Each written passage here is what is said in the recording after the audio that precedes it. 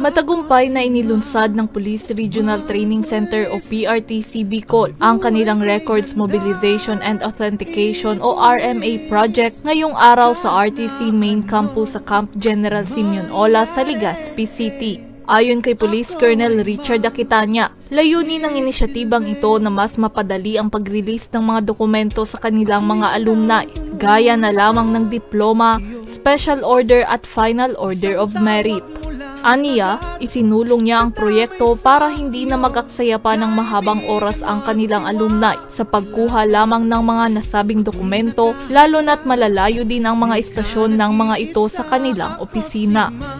Ang pinakamahalaga dito is yung services namin na rinirender dito sa loob ng RTC 5 ay ipupunta na namin, ilalapit na namin itong services namin doon sa Police Provincial Office.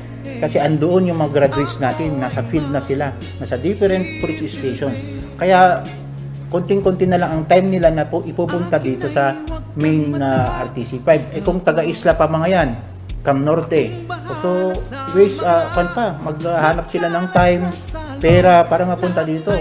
So kami na, minimal na yung gastos nila. Pupunta lang sila sa provincial police office nila and then we are there to give the services that ginagawa dito sa main RTC 5. Makikinabang sa proyektong ito ang mga pulis na nag-aral sa Public Safety Basic Recruit Course, Public Safety Junior Leadership Course, Public Safety Senior Leadership Course, at Public Safety Officers Candidate Course. Malaki naman ang gagampanang papel ng bawat chief clerk ng bawat police provincial offices sa rehiyon para maging matagumpay ang proyekto. Nagsilbing panauhing pangdangal naman sa aktibidad si Police Colonel Lito Andaya, ang officer in charge ng Office of the Chief of Regional Staff, na pinuri ang inisyatibo ng nasabing unit. The Police Regional Office 5 is very happy for the initiative and rest assured that PRO 5 will be supportive of the program. And these kinds of initiative are those things that we are looking, because these are the things that lightens the burden of our personnel.